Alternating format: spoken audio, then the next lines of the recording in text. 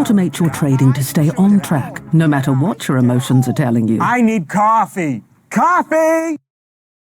What's up, future millionaires? So today we have a treat. I have the pleasure of talking with Forex. He's going to be dropping some alpha for us. I have him here in the back audience here. I'm going to bring him up here for a second. And so before we bring on Forex, for those that may not know, he did announce the Animal Farm launch date will be announced next Tuesday, which is August 30th. So be sure to go ahead and smash and subscribe to the channel. I have some great content here for us today. I have quite a few things to ask Forex if he doesn't touch on it. And I'm going to just kind of dig into some things that he touch on. And then also, we know Forex likes to drop a lot of alpha. So I'm going to let Forex kind of just do his thing and kind of talk about what he wants to express. So further ado, Forex, I want to say thanks for coming on. Can you hear me okay? I can hear you great. Can you hear me? I can hear you. I can hear you perfect. In the audience, give us a thumbs up if the audio sounds perfect before we continue. Awesome. And while people are doing that, Forex, I just want to say thanks for coming on. I know you're a busy man, so I'm looking forward to this AMA/interview. And I know you got a lot of alpha for us to drop. Right now, we have about 304 people watching the live stream, and so definitely subscribe and hit the like button. Yeah, I can't wait. I'm very excited for this. Yeah, I appreciate the other videos you did. I checked them out.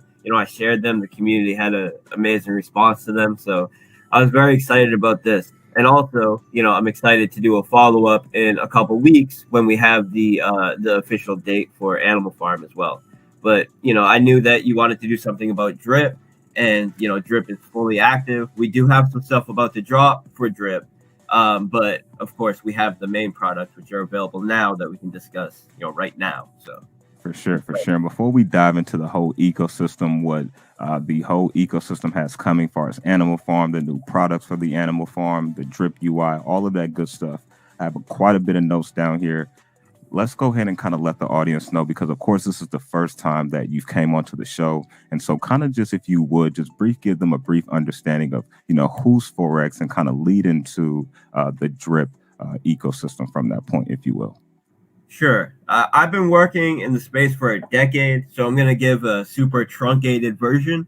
But in 2012, that's when I first got into crypto. I saw some articles about it, some whispers here and there. And a friend who was running a sports book at the time had their payment processor shut down. And they were looking for ways that they could offer their online sports book without credit or debit, or have some sort of backup. And that's when I made the suggestion to him, potentially we could utilize this Bitcoin. Another sports book that was, kind of buzzing at the time, just integrated Bitcoin. And that's how I first heard about it. So I ended up helping create a Bitcoin on-ramp for them in late 2012. I bought about $500 worth of Bitcoin for myself. And then I kind of fell back. I treated it as not really an investment, because I didn't see really the opportunity there, but I did see it as an alternative for payment processing. And then about 6 months later, I saw that Bitcoin was over $100. I bought it for $14, and I was like, oh, hold on, like this is there's something here. And this was around the time that WikiLeaks also got their payment processor shut down, so they decided to accept Bitcoin. That was, I think, the first major proof of concept for Bitcoin, that it could be used as an uncensorable DeFi payment structure. And that's when I kind of jumped in head first. I was already trading Forex, which is how I got, how I started using the name Forex Shark. I started a Discord server. I had a lot of friends that were telling me, please, we're interested in learning how to trade. I never taught how to trade formally, but I looked at it as an opportunity to share some info with my friends and also use it as a kind of trade journal, the Discord. And a couple years after that, I got hooked up with some people that were doing some very early ICOs, and a VC group that was funding some Bitcoin related companies. And this is in the very early days of Ethereum, where initially there weren't ICOs, it was just Ethereum, but then in around 2018, there started being ICOs and then pre-sales. I got linked up with a friend who was deploying a DeFi product and needed help hosting a pre-sale. I had this, at that time, Discord group with maybe 1,000 users in it. So he came to me because he was already a member of my group. He was interested in trading and all of that. And he saw potentially an opportunity to raise capital in my Discord server. And this is very early on. I'd say like mid 2018, something like that. And he also, he was a very strong coder and developer. He had very little knowledge of markets. And he was interested in having me come on as an advisor. So I came on as an advisor for him. I helped him raise capital for the project. The project ended up doing 10x, like almost instantly. I, made a huge return. All of my Discord members that got involved in the sale made a huge return. And from that point on, it was on as far as DeFi goes. I used the connect that I had made through this developer to connect with several other developers, hosted a few more pre-sale raises that were all relatively successful. And then I kind of got some attention in the space from large influencer groups. I joined Moonshot Hunters, which is the #1 general crypto group. I'm one of the administrators. You could call me one of the founders because I was on in the very early days. I kind of made it what it is today. And through being an administrator and one of the founders of this major crypto Telegram group, I was able to secure even larger advisory roles and pre-sale roles for projects like TrustSwap, Big Gear, MahaDAO, RioDAO, really at the time, the top projects in the space. And we raised capital for them. I've raised hundreds of millions of dollars of capital for these top projects. And then about 2 years ago, I saw the opportunity to do something very interesting, and that was to develop the first deflationary reflective reward token. And at the time, now people think of reflective reward tokens as that's what a lot of meme tokens are. They're kind of run of the mill. But at the time, this was the first ever deflationary reflective reward token. And I loved that model because it was a model that rewarded people for being holders, and it rewarded people for, doing positive actions for the other holders in the space. I saw it as a simple model, one contract that really aligned the incentives in a very elegant and clean way. And I saw it as a starting point that we could build on. And I launched it. It did amazing. We did, 50x immediately after launch. We've done something like 700x. Right now, it's about 700x from our launch. And then the prices of ETH, because it's an ERC20 token, got very expensive. It became slow. So we wanted to migrate over to BSC. And migrating over to BSC required another raise. And this is when I decided to take that ERC20 token and turn it into essentially the ticket for a DAO model. So in order to join the current DAO group that we have, you need to hold 300 REAP tokens, and that gives you access to our DAO where we host private and third-party raises, pre-sale raises. And shortly after that, we raised capital for BREAP and DRIP, and we launched BREAP and DRIP. DRIP is what we're talking about today. BREAP was extremely successful. We did something like 40x in the first couple months. Then there was a major market correction, and I'm not speaking specifically about BREAP, but the whole market at the time corrected. And that's when I decided now's a good time to launch DRIP. And whenever I develop a new product or a new token, I always look to integrate my previous tokens. This way, we're not just doing what other devs do and kind of, on to the next one, forgetting about your past investors, forgetting about your old projects. I always look to integrate my old projects into the new ones to bring, a renewed excitement into them, to give new use cases to them, and to continue to support them and my investors.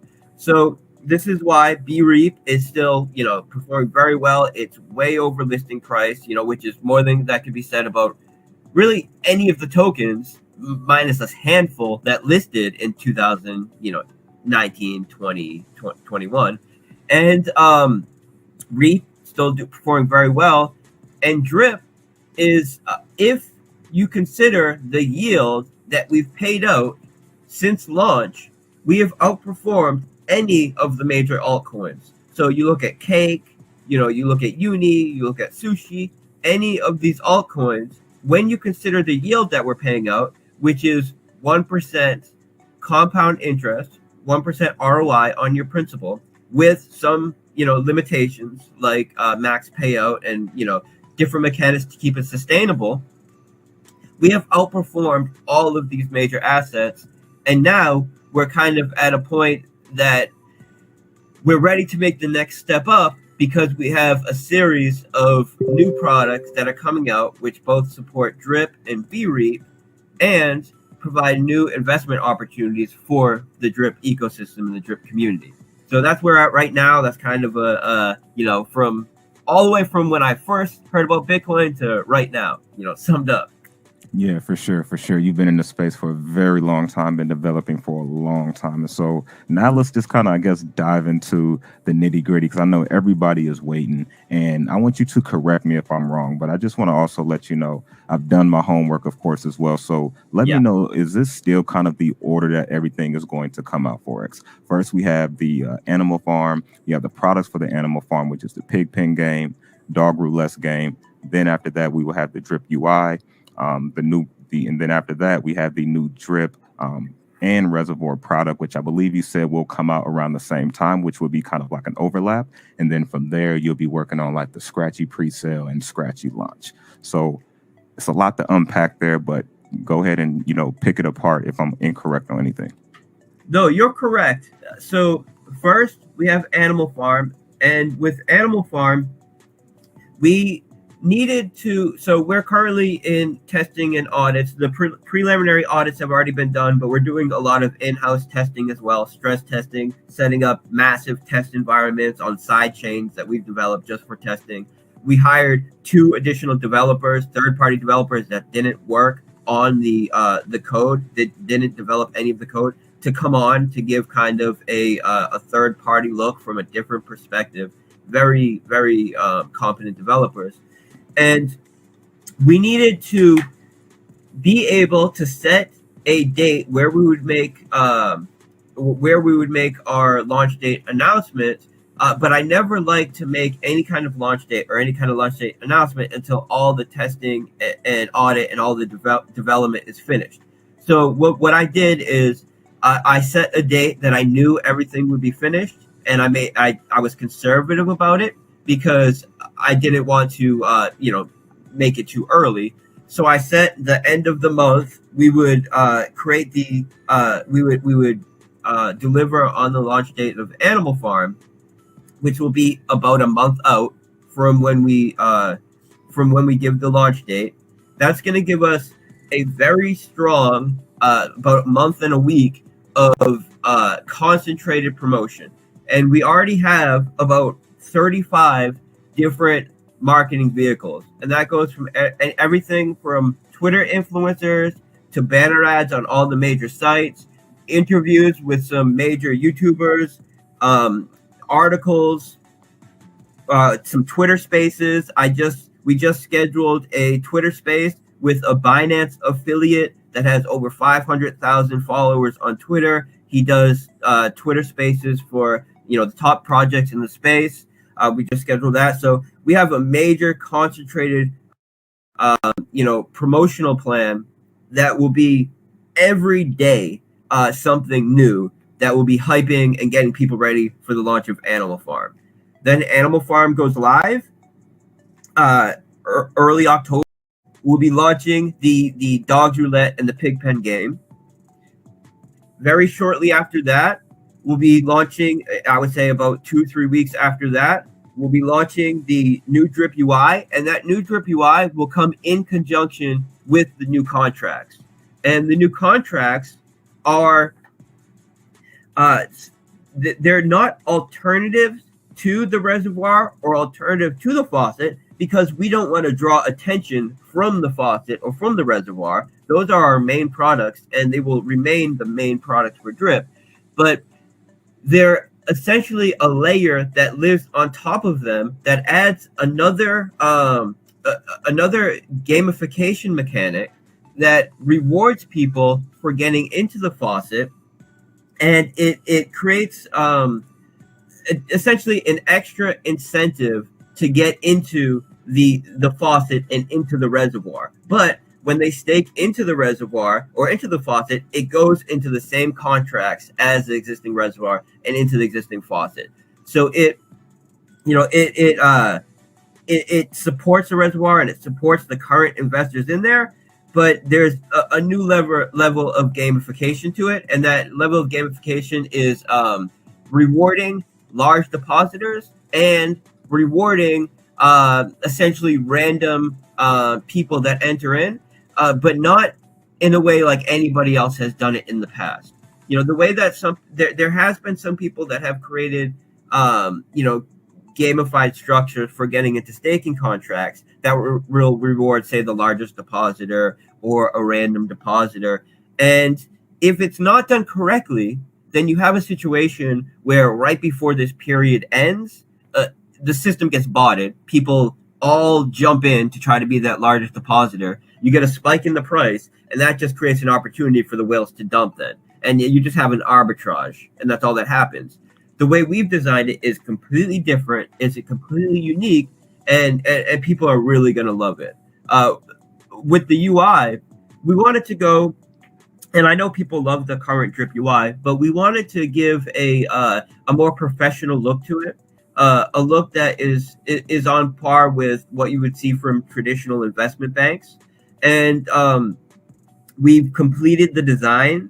We're in the process of doing the code part of building the design.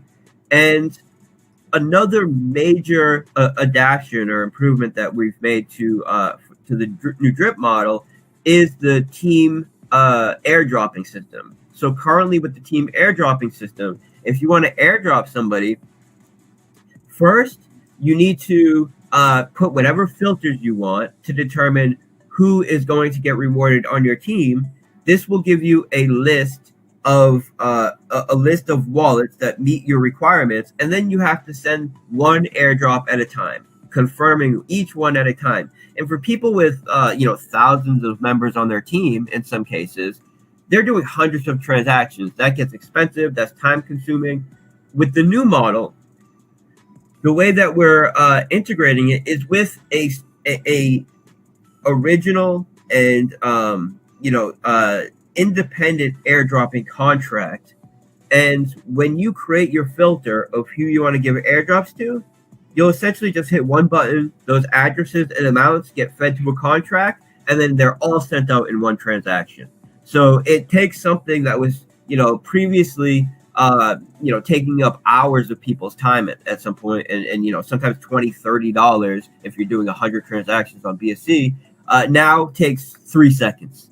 So these are major improvements that we've wanted to do for a while.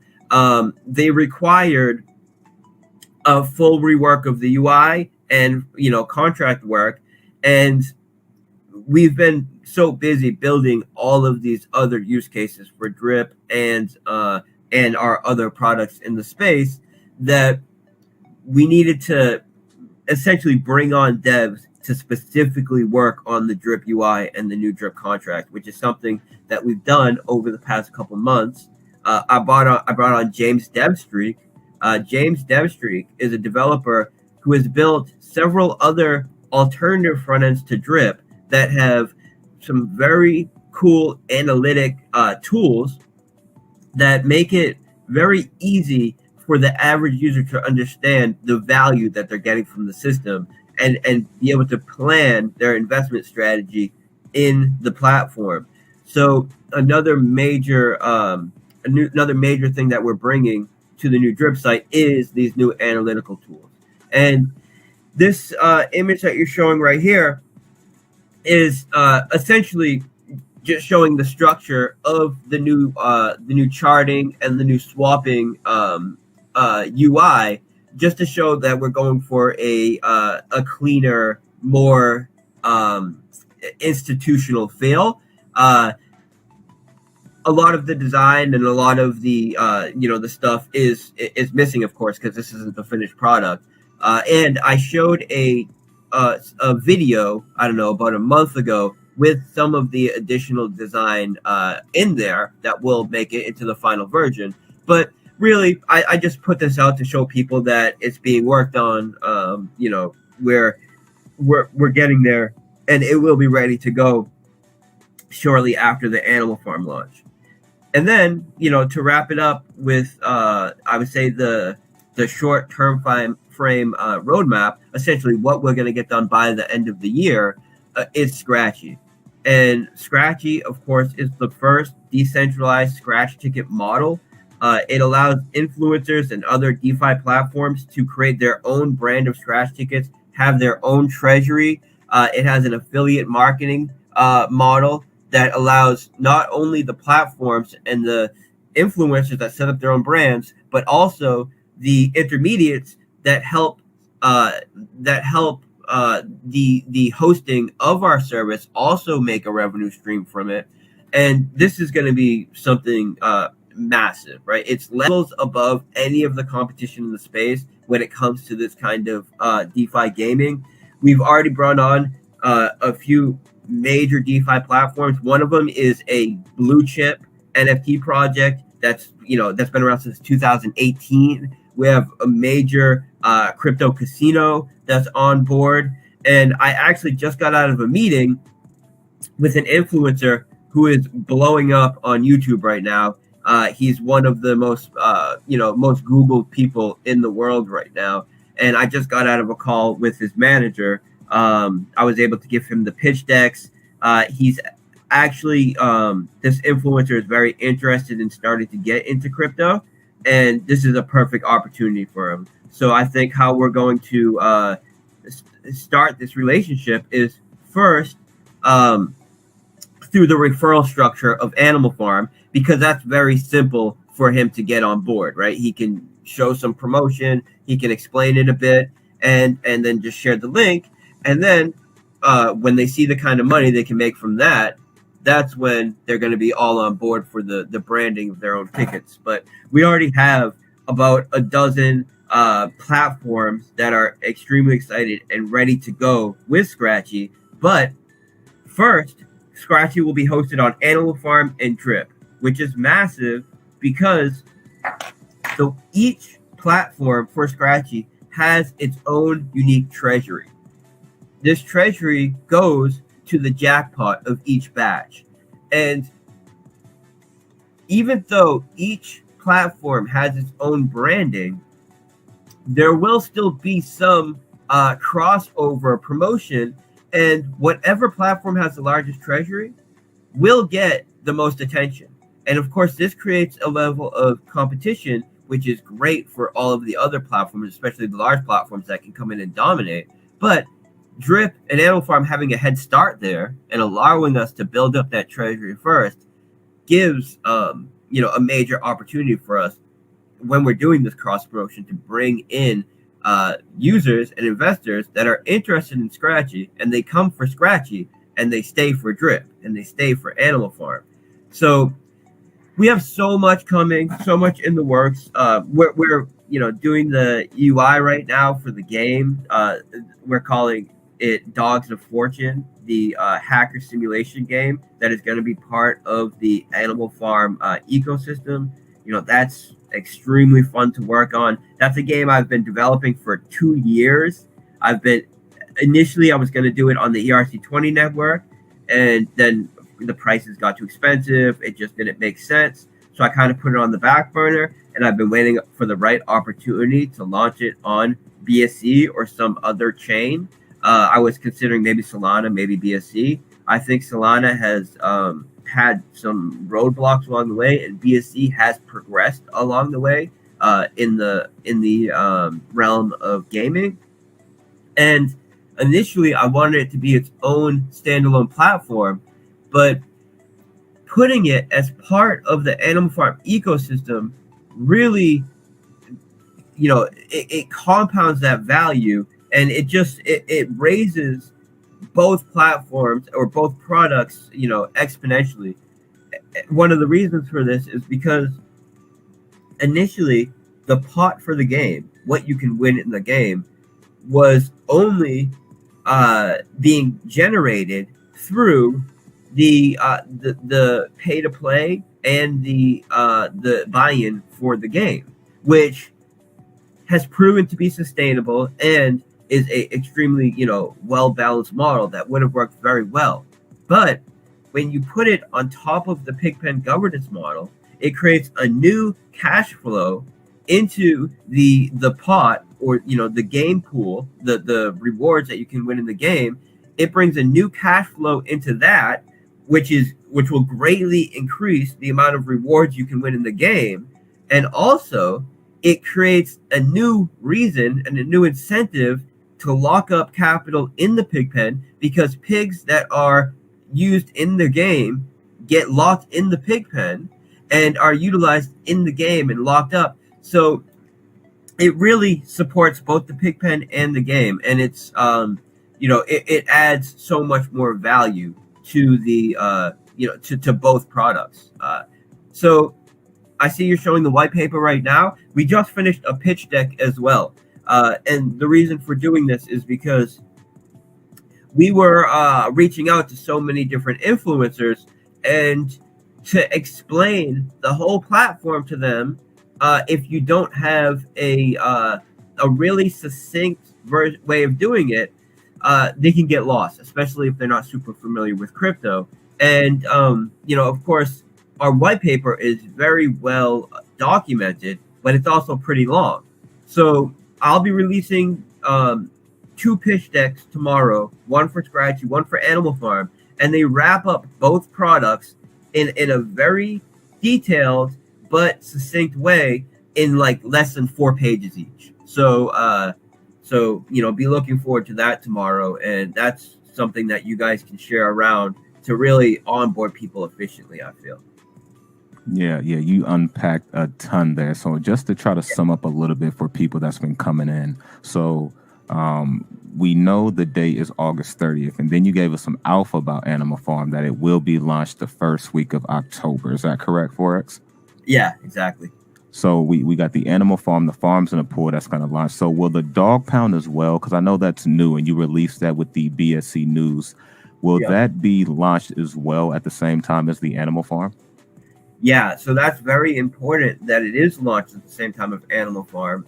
And the reason for that is because that is essentially the vesting model for our reward token, which is dogs. It's a very unique vesting model that has never been done before, but it's a major improvement on the current investment model. And the reason for this is because all current investment models are locking up tokens for a period of time. And what happens is, as those tokens unlock, they bleed onto the market. And you either have a scenario where you unlock it a little bit over time, and then you have that slow bleed over time, or even worse, you have a period where, okay, in 2 months, the tokens unlock. And in that case, you have that big panic sell before they unlock, because people know the bunch of tokens are about to hit the market. And you have an even deeper correction than you would have just from unlocking the tokens, because people are trying to, even if people are supporters of the platform, they're even going to dump it because they think, okay, I can dump it today and buy it back for lower after the unlock. Our model, instead of locking tokens, there's a variable tax on the dog token. And this variable tax is based on 2 loyalty scores. There's the token loyalty score, and then there is a wallet loyalty score. The token loyalty score is relative to a specific amount of tokens you have in the dog pound. So if you have 1,000 tokens in the dog pound, you're reducing the tax on those 1,000 tokens. And while you're reducing the tax on those 1,000 tokens, when people who have not reduced their tax transact or sell dogs, that tax that's applied to their dogs gets swapped for BNB and BUSD, 2/3 BNB, 1/3 BUSD. The BNB goes to pay out the stakers in the dog pound who are reducing their tax, and the BUSD is sent to the pig pen to reward the people that are using their dogs to farm pigs, the governance token, and grow their share ownership in the platform. And we have the only farm where you can secure profit on the platform in both BNB and BUSD without ever selling the native assets. So when you have a model where you don't need to sell our native assets, dogs and pigs, to earn a profit, and all the incentive structure is rewarding you and requiring you to stay locked up in the model for a period of time, it's creating a game theory that is designed to produce the highest performing yield generating assets that have ever hit the market. And I strongly believe that with these new mechanics, we will absolutely do that. And so I spoke about the token loyalty score. There's also a wallet loyalty score. And the reason why there's the two is because you cannot just have a pure wallet loyalty score where you're reducing the tax on the wallet for any dogs that transacts in the future, because that could open the door to people taking advantage of that. You know, they reduce the tax on one wallet, and now they create some secondary contract where people can stake through that wallet, or there's all kinds of different things people could do there. But we want to reward people who are long-term users of the system. So to do this, we have the token loyalty score, which is reducing the tax on a specific amount of stake tokens, and the wallet loyalty score, which is capped at 30%. So you can only reduce the tax on a wallet by 30%. But from that point on, all tokens that are all dog tokens which are transacted by this wallet are reduced up to 30%. So this means that someone who has been in the system for a year, utilizing the system for a year or 2 years, starts off with their tax already reduced by 30%.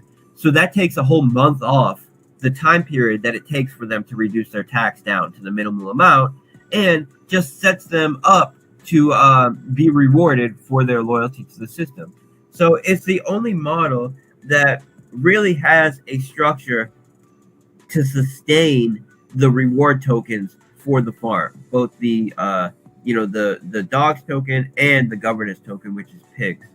On top of this, we have the decentralized supply control algorithm, which is something that we developed, which showed its ability to perform in V1.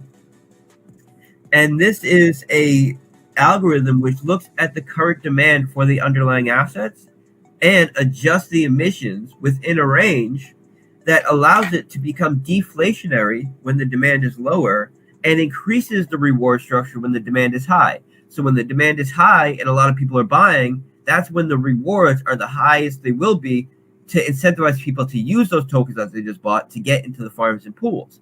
And when the demand is lower, that's when the assets become deflationary, and this deflationary mechanic allows for price appreciation, which makes the tokens more attractive, and it has this positive feedback loop that goes on that really allows the tokens to be sustainable, especially when you consider the new loyalty mechanic.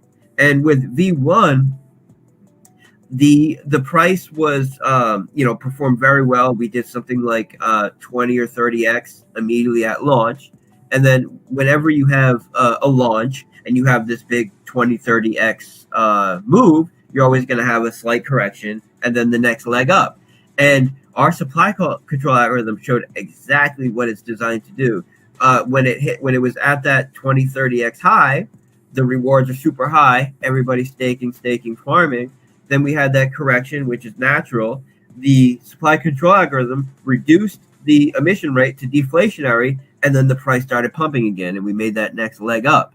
So a lot of these mechanics have already proven themselves to be very high performing. And now with the new loyalty model, it's it's so much more powerful. It really it takes everything that worked with V1 and improves it, to the point where it's basically a new protocol. But it has all of the things that worked, and the things that we saw we can improve on, we improved on. And since I'm saying V1, V2, let me just very quickly say why we decided to go from a V1 to a V2. We do something called collateral hypothecation. So we take the collateral on the farm, the TVL, and we lend it to PancakeSwap. PancakeSwap then pays us 30-40% APY on this collateral that we're lending out to them. We had about $700 million in TVL in V1.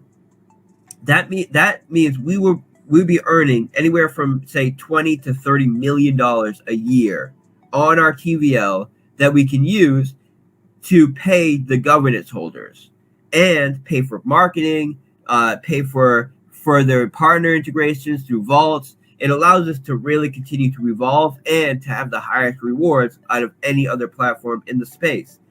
PancakeSwap ended their V1 syrup pools, is what they call them, and went to a V2, and we were lending to their V1 pools. And because we're a fully decentralized protocol that it has immutable contracts, we had no ability to just decide we're going to change the contracts that we're lending to. So it took a full community effort to switch over to these V2 pools, which we have successfully been able to do. And it was important for us to do this because, $20-30 million a year is a lot of money, and that really can do a lot of work for us. So it was worth doing this migration. And then since we had to do a migration, I wanted to take the opportunity to make major improvements as well. And we also learned from this, and we created a mechanic that allows us to switch from say, for example, PancakeSwap decides they want to switch syrup pools again, do something like that. Now we can use the governance model to change the contract that we're lending to in a fully decentralized way that doesn't require us to pause anything, that doesn't require us to, switch liquidity pools, nothing like that. So, major improvements that we made, and we allowed for more flexibility without removing any of the decentralization or the security to the model. So, it's massive and it's extremely exciting. Some of these things I'm talking about, you can look at the pitch deck and you can look at the white paper and you can hear me and get a pretty good idea. But by the end of the week, we're going to have the new UI up. And once the new UI is up, then people can get a much better idea because they can actually look at the dashboards. They can see the table for the loyalty structure. They can see how they can interact with the different contracts. And all of these things will be much more clear to them. And when I say new website, I mean it. We're going to keep the same domain, but we're building out a completely new website because we brought on an additional developer to take the current website that we've built and really improve upon it, make it cleaner, make it have a more institutional feel to it, and just make it more clear, easier to use, a landing page. So when people click on our banner ads or get referred to our site, they're hitting a landing page first where they're seeing a video about the product. They're getting explanations about all the products, easier to navigate. So all of that will be going live by the end of the month. Man, so we literally have a week left for that. So that's pretty awesome. So you have we got the animal farm that launches 1st of October. We got the new UIs that's coming out first week of October. First week of October. Sorry about that. And then we have the animal farm that's going to be launching the new UI for drip, the reservoir, and then the proc. So the question I will have Forex is, how quickly are you going to have these linked out, separated? I know the last AMA you did with Crypto Kings, and shout out to Crypto Kings, you mentioned they were going to kind of come out a couple weeks after each other. Is that still kind of the plan for the rollout for each new product for the ecosystem? Yeah. So Animal Farm, all of the contracts are completed. All of the the development is finished. The preliminary audits are finished. We're getting additional audits, so people will see where we have multiple audits that we'll be providing and doing just in-house stress testing. But the development is finished, so that's ready to go.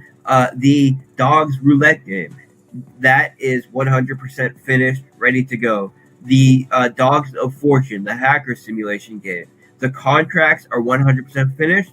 We're still working on the UI for it because we're putting a ton of work into the UI, but that will be finished, if not by the end of the month, a week after. So that will be 100% developed, ready to go a couple weeks after. Scratchy is 100% developed. The UI is developed. The contracts are developed. We're in audits.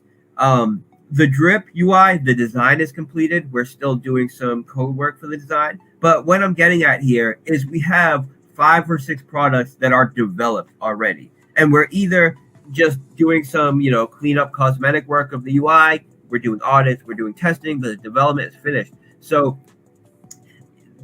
over the past, say, 4 or 5 months, I've been putting in so much work, and not just on developing these products. So once we go live with the first one, we can deliver a new product, about every month for the next year, but also to the team.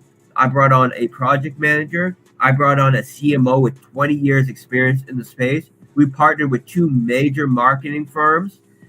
We brought on 3 new developers. So a game dev that has a ton of experience building games. We brought on a Solidity dev to build Scratchy, who's a genius. The developer of Scratchy is also who we brought on to do third-party testing and audits of the Animal Farm. So that way we had someone that didn't build the contracts of Animal Farm that can give an independent look to it. We're also having branded audits hack in and these auditing firms do audits as well.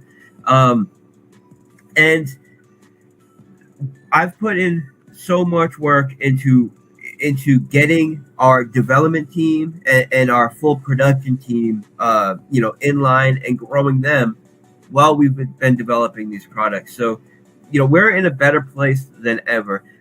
When I say that we've never put serious focus into paid marketing in the past, I mean it. And the reason for this is not due to a lack of effort. It's due to the fact that it was a 1 or 2 man show. It was myself and my partner BB. My partner BB is a very good Solidity dev and a great React dev, but he's no promoter, he's no marketer. He's not someone that knows anything about managing communities.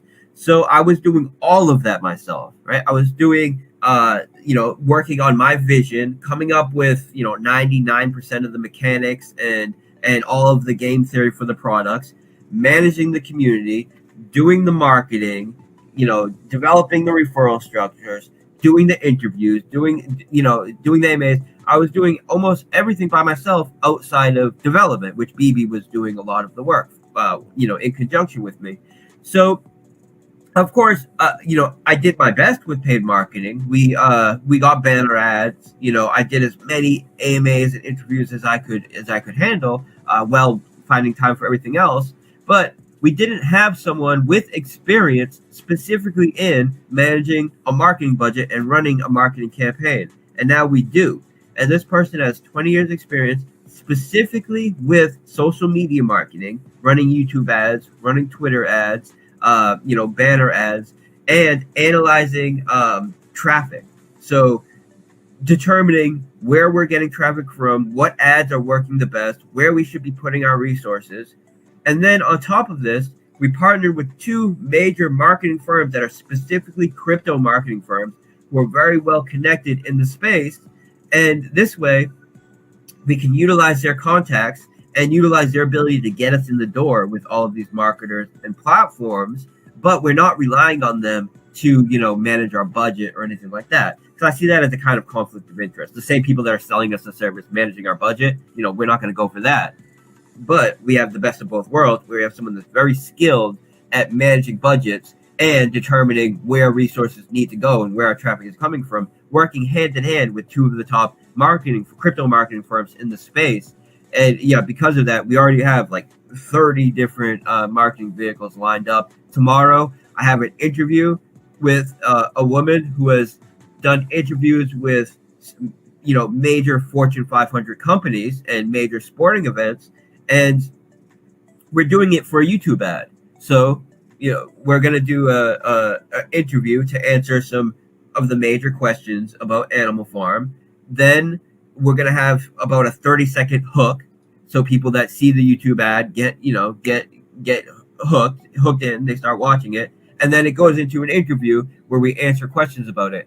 And there's some stuff that's proprietary about our marketing strategy that I can't leak, but due to the experience of the people I'm working with, we can get extremely efficient use out of our budget for things like social media ads, using strategies where if someone doesn't watch for a period of time, we don't pay for the ad. If people don't if it doesn't result in a turnover, we don't pay for the ad on various sites, that kind of stuff. And also, we're using different referral structures in the ads as a type of call to action reward. So when people use the ad, they generate a referral bonus, which goes into reward pool that we can use. For example, click this ad in the next 30 seconds and you get, a chance to win this prize payout. But to pay this prize payout, we're not needing to mint tokens or inflate the supply. It's coming from the referral structures that already exist in the system. So, and that allows us to track where our traffic is coming from based on what referral links they're using. Like, we're taking this to the next level as far as marketing.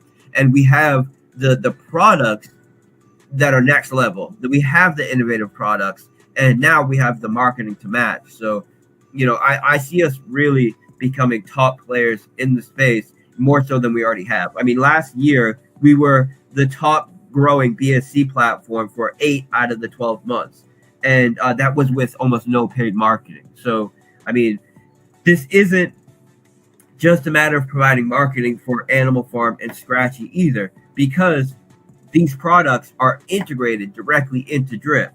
And, one of the native pools on Animal Farm is Drip BUSD. So whenever we do any marketing for Scratchy or Animal Farm, it directly promotes Drip. And also, we will be doing some direct Drip marketing as well, using some of the budgets that we're generating from these new Drip contracts. Because currently, we have no dev fee on any of the Drip contracts. And that is great, right? But it limits us as far as having a budget for marketing. These new Drip contracts will have a very, very, I'm talking like 0.2% fee on it, a fee that doesn't affect any individual user, but over time, with the amount of volume we do, will allow us to have a marketing budget for Drip as well that we're going to take full advantage of. It'll be the first time we have a real marketing budget for Drip as well. So, really, really excited for what's about to come. Yeah, I can hear it in your voice, man. So I have one question I want to ask as well, and then we can get to a few community questions I have kind of put out to the side. Basically, some questions that haven't been really asked too much or talked about too much. But one question I have for you, Forex, is I know last time you talked about you had a business meeting with Chainlink, and they were blown away about your whole overtake and how you just went about doing it. They wanted to basically utilize one of your products, and you said, hey, we don't really have something that makes sense right now, but let us work on something to do it. And they really like how you went about doing that. And so I know you said the following week you had another meeting with Chainlink. So can you kind of touch on that a little bit for the community about anything at least you can share as far as any alpha? Because I know you were real big on making sure Chainlink showed the world that they truly stand behind Drip, and I think that's a massive thing to do. So can you touch on that a little bit? Yeah. So, one thing that I haven't mentioned, which is another piece of alpha, these new contracts that we're developing for the Drip platform also utilize Chainlink. So it's another major opportunity for Chainlink. And that's the thing that I was telling them, is just let us do something that really utilizes Chainlink in an innovative way. That way, when we do this, this collaboration, it's something you can be proud of, and it's something that you can show off. And this is what we developed. Well, we didn't develop Scratchy for this, but it was one of the reasons why we decided to go with something like Scratchy. And these new contracts for Drip also utilize Chainlink in an innovative way, using some of the tech that we innovated and developed for Scratchy. Now, the last meeting with Chainlink was with their CMO, and it was specifically to discuss co-marketing. And one of the things we discussed is where we'll produce specific articles that Chainlink can share on their social media, different platforms that Chainlink can use to promote our products, and how we can get some sort of grant or potentially reduced price on the link we're doing to utilize their products. Not so much because we're worried about the price, or because that's baked into the ticket, just as a way to really for Chainlink to signal that they're on board with us and they really see the potential of our platform. And the CMO was equally as as taken away by Chainlink. She was a little less technical, but she understands it from a promotional standpoint because she's the CMO of the company, and she realizes how this is going to cause a ton of platforms to integrate Chainlink directly into their platform. And one of the most bullish things about that is anytime Chainlink is integrated into a new platform, it becomes an opportunity for them to do a new promotion, a new opportunity for them to post this on their social media and in their Telegram and on the blogs that they like to work with. So there's some specific websites that do blogs that they like to work with that we went over, like what templates we would use and all of that. So we have a very good plan worked out with them as far as co-promotion. But I think one of the most bullish things is the fact that every time a new platform integrates Scratchy into their model, it becomes a new opportunity for us to do a co-promotion with Chainlink, who has hundreds of thousands of users watching their social media. And that's something that they are equally excited about, because every time someone integrates Scratchy, they're integrating Chainlink directly into a new protocol. And this is one of the things we discussed, and they recognize the value of that. And we do have a solid co-promotion plan worked out with them. And we have a follow-up when we deliver on the launch date effectively. We have another follow-up with them so we can schedule like exact timing for our co-promotion. This is with Scratchy, but as I say, Scratchy will be going live first on Drip and Animal Farm. So the first co-promotion with Chainlink will be directly promoting Drip and Animal Farm. So it's something that I am excited about, and thanks for bringing that up, because that's big, right? Like, I think co-promotion with a major platform is one of the best marketing you can have. And that's something that it is difficult because there's so many malicious actors in the space, and there are only, I would say, maybe a couple dozen legitimate platforms that really are doing it right and providing something unique. And we've already made connection with a handful of them that are ready to just integrate Scratchy, add Scratchy to their system. And also some platforms that aren't even DeFi platforms. They're just crypto adjacent, or they have an influencer that is related to, they do videos about Scratchy, and I can even talk with you potentially, maybe privately after this, because Scratchy is a model where if you can sell tickets, you can create a new revenue stream for yourself and host your own branding with your own website. This is something that really any influencer that has the ability to sell tickets can do. You have a pretty large following. So, this is something that I would be open to discussing with you. Maybe not immediately after launch, but maybe something that we can work out along the way. So yeah, for sure. Yeah. And so We've got a couple questions here from the community. And I mean, you've dropped so much alpha. So first and foremost, I want to say thanks for dropping the alpha on this live stream. It's going absolutely crazy. We got 1,042 people currently watching. So appreciate everyone showing the love. The first question I have was an earlier question from Driptopian. It really wasn't a question, but I thought it was very interesting. And here it is. He says, we need a partial claim option, one that we can claim some for airdrops and auto hydrates the balance or liberates drip to the res automatically, which is the reservoir. Will stop people selling the balance of part of claim. So is that anything that's been maybe talked about in the future, having like a partial claim, or you don't really feel there's like a big enough need for one at this time? Okay, well, so a partial claim would be possible. It would take a restructuring of the underlying code. Right. And I'm very careful about restructuring anything, because once someone has deposited into the system, they are making a commitment for a period of time. And I think it's very important to respect this commitment and not changing the game on someone once they've already made that commitment.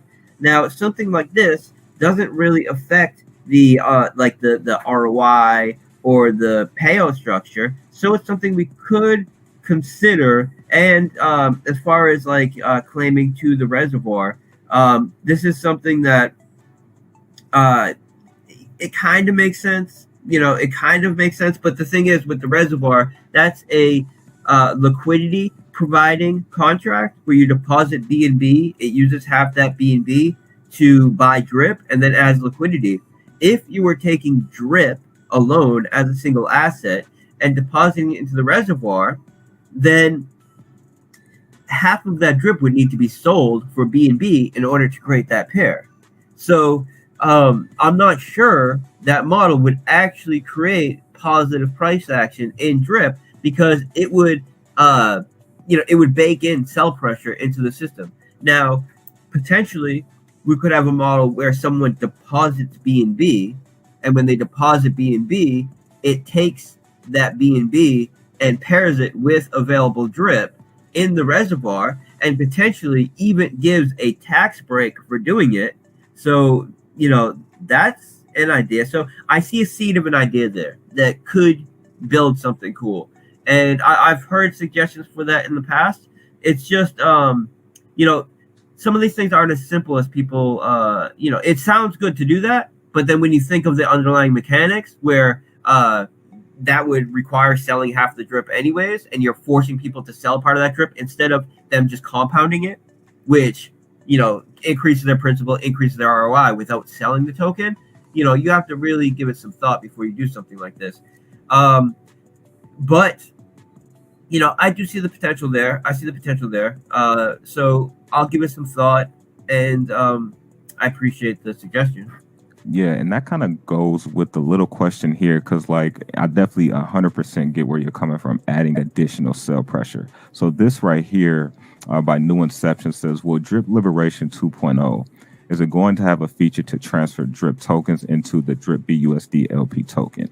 Now, I would assume that's done by design, because if we would do that, I mean, yes, it's still a pair of 50 drip, 50% BUSD. However, that will still add some type of sell pressure. Is that correct if you were to do this? Yeah, exactly. So we have the ability to add liquidity to drip utilizing BUSD and the drip liberation contract without paying a tax. So this is rewarding people for adding liquidity to the system and allowing them to sidestep that tax because they're doing it, and creating buy pressure in for the asset, because half of that BUSD is used to buy drip and then pairing it.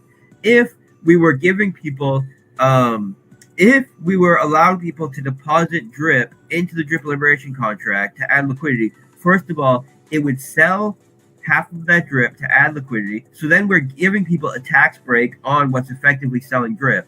And then once you have the asset in an LP token, there's very little you can do as far as programming it, because the LP tokens are they're a token which is minted through PancakeSwap contracts. We have no ability to add in any kind of programmability into the token itself, so we couldn't apply a tax to it. And then what could happen is someone could just remove liquidity, unpair it, and now they have half what was in drip in BUSD, and they were able to do that tax free. So that's a lot of thought was gone into producing the products that we have now, and a lot of these things that are suggested often. I understand where they're coming from, and they make sense from like an overview perspective. But when you really get deep into how the protocol works, there are drawbacks with them, and often the drawbacks are just not worth they're not worthwhile. You're adding sell pressure. You're allowing people to avoid tax in a way that could be manipulated, and but oftentimes these suggestions, although they may not make total sense at face value, there's often a seed of an idea in there that could be used for something. So I do always appreciate them. Yeah, for sure. Thank you for answering that, Forex. So I got another question here for you, which you touched on in the past, and I would assume this is a little bit down the road. We wouldn't probably see this sometime later, maybe end of next year.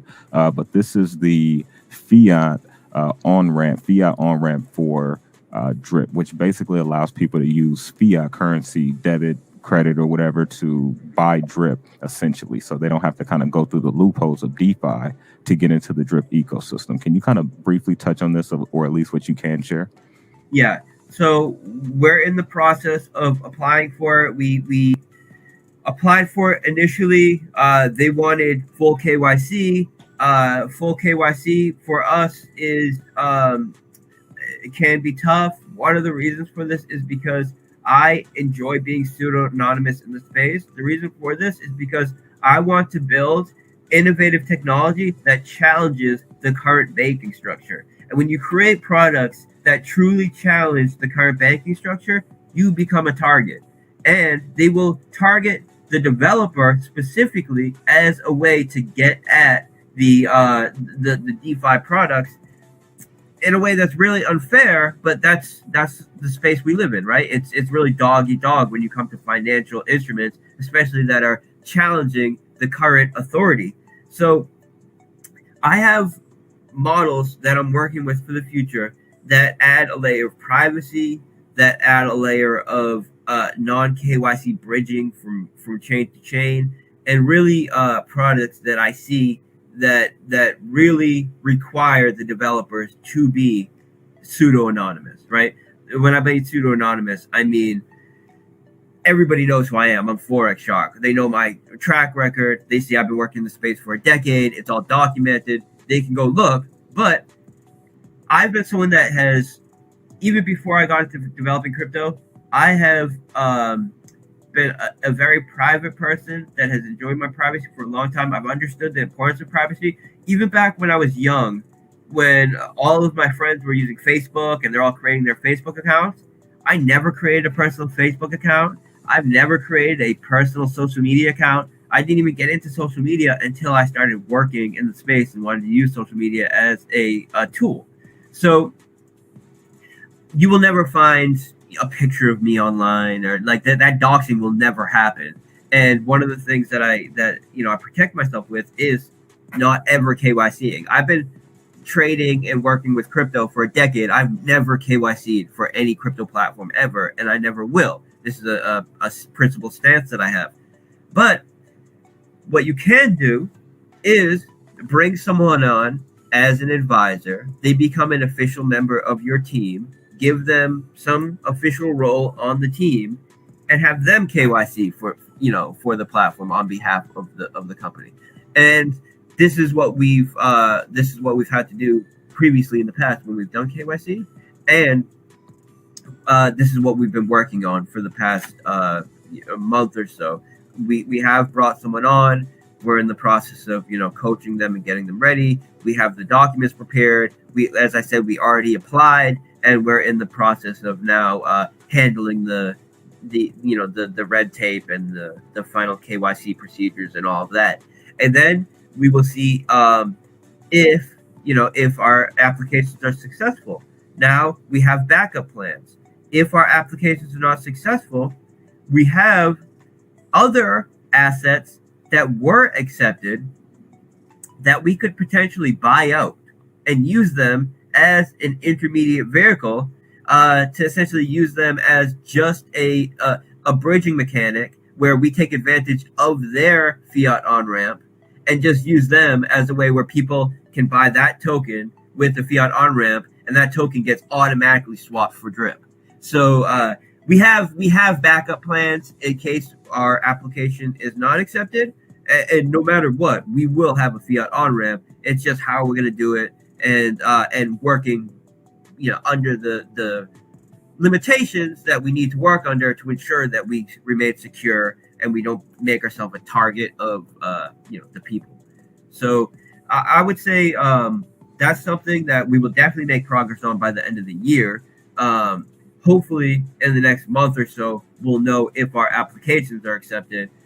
If not, there's a couple other platforms we can reach out to, and we'll immediately start making steps to doing some sort of intermediate plan like I just talked about. And sometimes I say things and I'm kind of I'm giving some heat to when I mean heat, I mean like good info to potential competition, like that whole bridging, buying out another company to use their KYC on ramp and all that stuff. So some things I had to keep close to chest, but I just wanted to let people know we have a backup plan in case. So we will get that. It's just a matter of getting it done. Yeah. So quick question here, and I'm sure you get this question a lot. Thanks for the donation, John Rogers. He says, Forex, can you ask the counter to all the new maxed out wallets? And maybe he's, new to the system, but I think it's a valid question, for people that want to know in the community, for people that may be a little timid, for people that have larger positions than them. What would you say to that, Forex? Well, maxed out wallets are beautiful. So we created a max payout specifically so wallets could not run away and generate exponential growth to the point where their dividend payout is unsustainable for the ecosystem and the protocol as a whole. And this doesn't prevent whales from getting involved, because you can deposit from multiple wallets. And we never want to prevent whales from getting involved because you need those large players to come in. What it does is prevent people from setting up a wallet, making a massive team, and then creating compound interest on all of the referral bonuses that they get. It limits that. So the reason why that's important is because if someone is just a large whale and a large depositor, they're putting that capital into the system that allows their dividend payout to be sustainable, especially when you consider the max payout mechanics. But when you have someone that has just grown a massive team, yes, they have created value for the system because they're bringing in and onboarding all of these people, but the reward payout is kind of more of a bonus. And limiting the exponential growth that they can make on this bonus is important for the sustainability of the system. And that's exactly what this max payout does, because if you hit max payout, yes, you can create a new wallet, but when you create a new wallet, you're not bringing over that whole team with you. So you're not earning referral bonuses on that whole team anymore. And that's what keeps the system sustainable. The system has a exponential growth model when it comes to the team referral system, but it doesn't have an exponential or a undefined exponential growth model as far as earning team referral bonuses or earning ROI in the system. There's the 365 max payout, and then there's also the whale tax. Now, the max payout of 365 is based on your principal, and since you earn 1% compound interest a day, this means that people are hitting their. So it essentially, it's impossible for someone to hit their max payout from ROI alone until at least a year after they get in. So this sustainability mechanic, which is one of the major sustainability mechanics of the ecosystem, doesn't even start to come into play until a year after launch. And we just hit our year after launch a couple months ago. And of course, a lot of people didn't come into Drip until a few months after launch. And a lot of them actually didn't come in until like 6-7 months after launch. So that means all of this year, more and more wallets will be hitting max payout and will no longer be able to drain capital from the system without putting more capital into the system. And this is how we remain sustainable in the system. Now, let me just say, as far as price performance, when you consider yield, as I already said, we have outperformed all of these major assets. But also, you have to understand that in these markets, especially with crypto, people do not know how to buy value. People buy hype. And right now, we have all of this value which is about to launch. We have like a year's worth of products that are about to hit the market. And now is the time where the smart investors are buying value because they know that hype is going to come and that appreciation is going to come. And that's when they're going to make bank on it. Whereas, 90% of the market is waiting for these products to launch to get in and buy off this hype. So right now, I would say is a better time than ever to get into our products because we've had about a 4-month lull where we've been in the development phase. We've also had a major market correction where BNB went down like 80% or whatever it went down. So, I would say fear is at and around all-time high. We've peaked on that. We've had about 4-month development phase where not much has hit the market. So there hasn't been that new product hype. And now is the point where the smart investor says, okay, fear is at all-time high. We don't have all of this new product hype. We've gone a couple months without it. So all those people that don't know how to buy value and just buying hype have been essentially just selling or not buying. And now is the time to get in, as Warren Buffett says, buy when others are panicking and sell when others are exuberant. That's not an exact quote, but that's basically what he was getting at. Now is the point to do that with Drip. And Pigs, right? Animal Farm V2 hasn't gone live yet, but Pigs is the governance token for Animal Farm. When you own and stake the Pigs token, you are owning a share of the protocol itself, not just a share of the token supply, a share of the platform itself. So those who recognize the value of Animal Farm and what we're about to bring to the market, you have the opportunity right now to buy in to Animal Farm, stake into the pig pen. So when Animal Farm goes live, you're getting a share of all those deposit fees. You're getting a share of all that taxes that are going to be put on dogs. And you can beat 90% of the buyers. You can beat that crowd right now by getting in.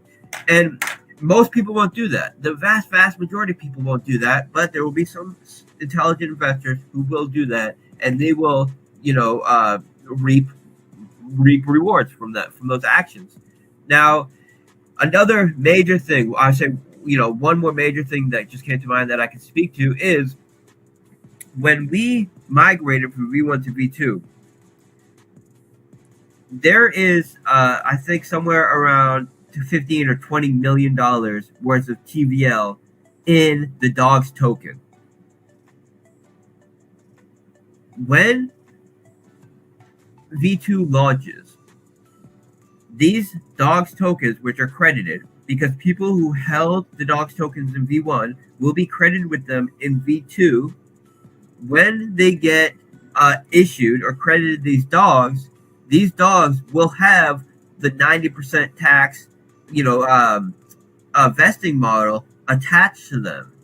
And that means that anybody that sells at the launch of Animal Farm will be taking 90% of the value of their dogs token, converting it to BNB and BUSD, and paying out those who are staking the pigs token and who are in the dog pound, staking their dogs. So, I would say, let's just say something that won't happen. Worst case scenario, everybody that got credited dogs decides, hey, we're going to dump them all when it goes live. That means $13-14 million worth of BUSD and BNB will be paid out to those who buy those dogs and buy those pigs and stake them on day one. So that's, worst case scenario, we create a $14-15 million reward payout to new investors. What's more likely to happen is some very small percentage of people that aren't paying attention or for whatever reason decide that they want to sell on day one. That's going to generate a 90% tax on them. That's going to go to all the new buyers that get in to the dog token or farm the dog token on day one, and also to the governance stakers.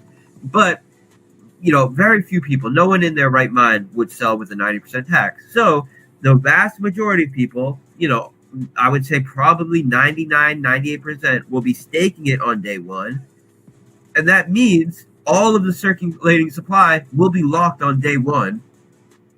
And there's this huge incentive for people to buy at the launch. And, I see these assets outperforming any other farm reward token or governance token that is launched to date. And I see us blowing our V1 launch out of the water just due to all of the, the improvements we've made. And V1 did like a 20 or 30x pump on day one. So if we're blowing that out of the water, I mean, just, get prepared. Yeah, for sure. So I got one other question personally for me, and then I have one other question here from the community Forex. So question here, he talks about the insurance you mentioned. And of course, this is just something that's in the pipeline. Of course, is going to be, I'm guessing, down the road. But could you, touch on that a little bit, kind of what your thought process is as in getting into insurance? Yeah. So I would say, the roadmap that we're looking at is launch of Animal Farm in October, launch of the Animal Farm games by the end of October, launch of Scratchy at some point in November. December is going to be just promotion and support of these products. And next year, my main focus is going to be developing lending and insurance. So lending models and insurance models. And our lending and insurance, anything I build from this point on is going to be from the perspective of products that support all of DeFi. So insurance models, an insurance protocol that is able to insure PancakeSwap, it's able to insure Beefy, it's able to insure Auto, it's able to insure Animal Farm, lending models that allow people to stake and earn yield and lend and take loans out of, major assets, Cake, I don't want to name a bunch of other people's, assets, but you get what I'm getting at, right? Yeah. So models that scale and models that can be adopted and really be onboarded by all of DeFi, but always the initial proof of concept and the initial launch of them will be on our native assets and to support our native assets. So we always have that first head start on them. And then any adoption and any scaling and onboarding we do from that point on is driving attention and driving more capital into our own native assets and into our own native platforms. So that's the goal, right? And that's what we're going to do. And I think Scratchy is the first iteration of one of our products that it's going to be able to scale to all of DeFi and even outside of DeFi, but it supports our native assets and our native platforms. And next year is going to be lending and insurance. That's going to be one of my major focuses. And I'll give more information as we kind of get further in the roadmap, but we already have a ton of stuff that we're going to be focusing on up until end of year with Animal Farm, new drip products, and Scratchy. Well said, well said. And also this playback will be available. So before I say the last thing here, if anyone has any questions regarding like anything I showed in the video, as far as like their Twitter, as far as the new white paper, that is in the description. So definitely check that out if you have any questions. Now, before we get out of here, Forrest, can you kind of just give us a brief rundown? We got about 1,040 people in the chat or on the live stream here. And so could you give us a brief rundown on kind of what's going to be coming out here? I know we got Animal Farm, Pigpen, Dogs Roulette, Drip UI.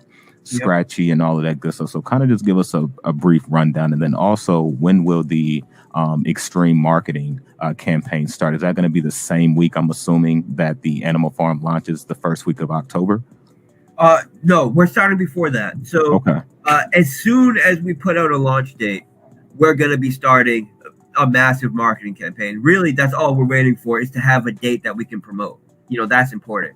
So, and this is why this is why it's kind of, maybe unusual. I gave a launch date to give the launch date. And it's because we wanted to have a date where we knew the launch date would be public, that we could start scheduling marketing around. So it was important that we set something in stone. And I wanted to give the community a heads up. Hey, we've marked this on the calendar. We're going to be giving the launch date then.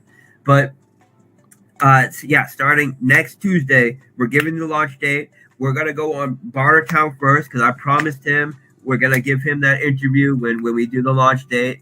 And then immediately after that, right, banner ads will go up immediately. We're going to especially, front run some major interviews and some major articles up front, back run a ton right before launch, but it's going to be sustained. Something new every day or every other day, whether it's a new major banner ad, a new major article, a new big Twitter space, a new interview, something big every day or every other day for the full month up until launch. And then we're going to go live. And then immediately we start doing a co-promotion of Scratchy and Animal Farm, and we roll it right into that. And then we go live with Scratchy about a month after.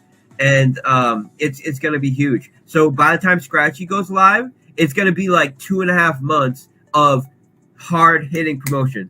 And we have, because we already had a V1 of Animal Farm, we were able to build up a marketing budget, and we have a substantial marketing budget. We're going to be able to put 6 figures into marketing just in the next month for marketing the promotion. Like nice. I'm not, when I say 6 figures, I'm not talking $100,000. I'm talking about 6 figures, and we're going to keep that rolling. And one of the great things about Animal Farm is the collateral hypothecation, which allows us to earn an additional $20-30 million a year. And about 30% of that is allocated to marketing. So we can keep this rolling.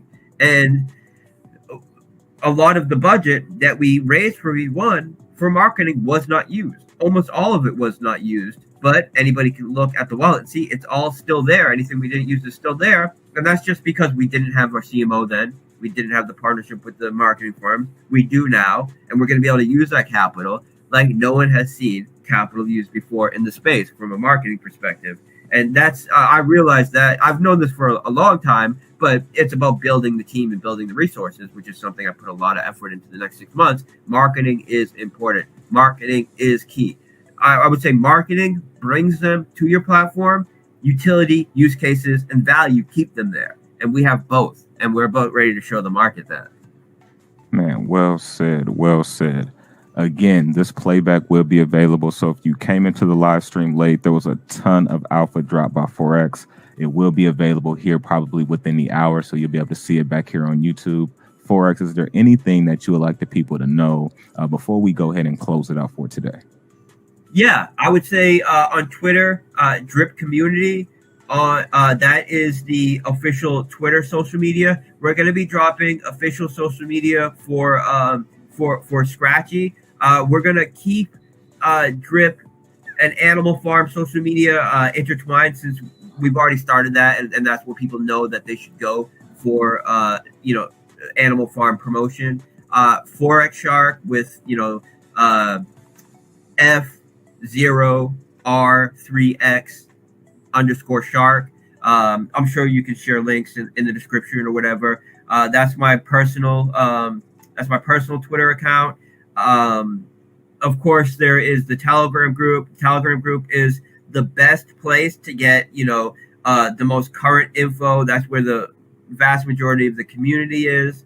We have an Animal Farm and a Drip Telegram group. They have something like 70,000 members between the two. And then there's the Reap DAO. So we're going to be doing raises in the Reap DAO. We just did a raise for Acquirify, which is a third-party raise. Parify is founded by the same founder of Paxful, which is was the number 1 or number 2 peer-to-peer Bitcoin exchange. That's about to be a massive development. They're about to go live and deploy their stuff in about a month. We have a handful of other third-party raises that we're in the process of reviewing right now and seeing if the community wants to do a raise. This is all stuff that if you're interested in, I would say go to the Telegram group or go to the Twitter. And if you go to the Twitter, you'll find links to the website and all this. The Animal Farm website is if you find a link to Animal Farm website, that is the V1 site. We are building a completely unique and new site for Animal Farm that will be live at the point that we give the launch date, so by the end of the month, so people can get an idea of the products right now by going to the original site. But the new site for V2 that we're launching is levels above it. It's a much superior site, and this is again just about bringing on more developers, having more resources to work with. Because previously with this Animal Farm site, me and my partner BB built it, a 2-man show. Whereas now we brought on a designer, we brought on a UI dev who is specifically specializes in designing websites and designing UIs. We brought on a CMO who is working with someone who just does landing pages for the site. So, this is the new site is on par or better with the leaders in the industry. And I felt it was important that we provide something like that, because when someone hits our site, I wanted them to get a first impression that represents the value that our contracts are able to provide. So, that's just basically visit our social media and join our Telegram group, and keep your ear to the streets, because we're about to do some stuff.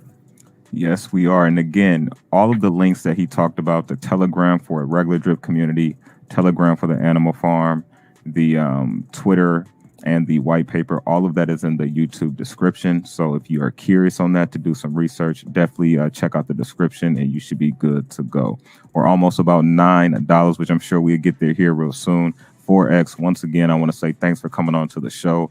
I appreciate you dropping all the alpha. We appreciate all the love that the drip community showed. A super awesome community, probably the best community in crypto by far. So appreciate all the love.